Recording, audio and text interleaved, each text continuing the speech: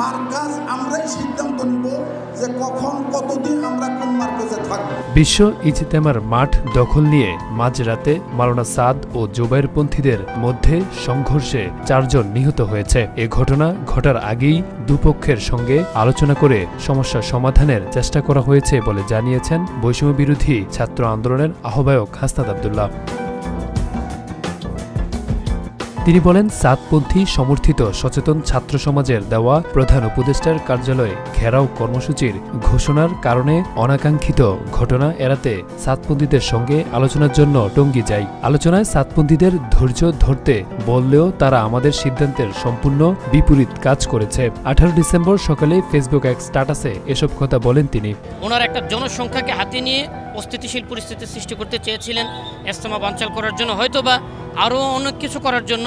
স্ট্যাটাসে হাসনাত আব্দুল্লাহ লিখেন, সেখানে আলোচনা শেষে তারা প্রধান উপদেষ্টার কার্যালয়ে ঘেরাও কর্মসূচি প্রত্যাহার করেন এবং মাওলানা সাদ সাহেবের ভিসা জটিলতা নিরসনে পুনরায় আলোচনা করে সিদ্ধান্ত নেওয়ার প্রতিশ্রুতি দেন। তবে তারা টঙ্গী ময়দানে শর্ত দেন 25 তারিখের মধ্যে মাঠ ছেড়ে দেওয়ার ঘোষণা দেন। এ সময় 3টি বিষয় নিয়ে আলোচনা হয় বলে জানান হাসনাত। তিনি বলেন, আলোচনায় আমরা এটাও স্পষ্ট করি এগুলো চূড়ান্ত সিদ্ধান্ত নয়। এ বিষয়ে কাকরাইলে মাওলানা জুবায়ের সাহেব ও ওলামে কেরামের সঙ্গে আলোচনা করে চূড়ান্ত সিদ্ধান্ত নেওয়া হবে। সে পর্যন্ত সবাইকে ধৈর্য ধরতে হবে।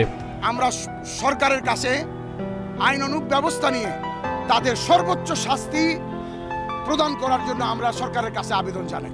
এরপর রাত 2টায় কাকরাইলে আলোচনার জন্য মাওলানা মাহফুজুল হক ও মাওলানা মামুনুল হক সহ অন্য আলেমরা উপস্থিত ছিলেন। তবে সেখানে পৌঁছানোর পর সাদপন্থীদের একজন মুফতি সাহেবের একটি পোস্ট আমাদের দৃষ্টিগোচর হয়, যেখানে খণ্ডিত ভিডিও প্রচার করে বলা হয়েছে আমরা নাকি তাদের জোর করে অনুমতি দিয়েছি। এটি আমাদের সিদ্ধান্তের সম্পূর্ণ বিপরীত। বৈষম্য বিরোধী আন্দোলনের আহ্বায়ক আরও বলেন, সকল ধর্মপ্রাণ মুসলমানকে শান্ত ও ধৈর্য ধারণ করার জন্য অনুরোধ করছে। কোনো প্রকার বিশৃঙ্খলা না করে ধর্মীয় সম্প্রীতি বজায় রাখার জন্য সবাইকে আহ্বান করেন। শুধু দাওয়াত দেবে আল্লাহর জন্য, একত্রিত হবে আল্লাহর জন্য, ফারেক হবে আল্লাহর জন্য।